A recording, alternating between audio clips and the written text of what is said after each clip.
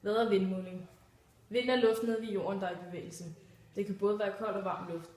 Vinden rykker sig i forskellige kraftigheder og hastigheder. Vinden bevæger sig således, hvis der er for meget luft et sted, søger vinden hen et sted, hvor der er for lidt luft. Men det er ikke lige let, for der er mange ting, der kan komme i vejen for vinden, som bjerge, skove, høje osv. Når man taler om vindmåling, menes der, at man måler vindens hastighed i meter per sekund. Det gør man ved at bruge et instrument kaldet et kopanometer, som har små roterende kopper, som vinden blæser ind i og får de roterende kopper til at dreje rundt. Hvis man skal måle vindens kraft, er det ved hjælp af Beaufort-skalaen. Den bedømmer vindens påvirkning på dens omgivelser. Skalaen går fra 0 til 12. 0 er vindstille. Den næste er næsten vindstille.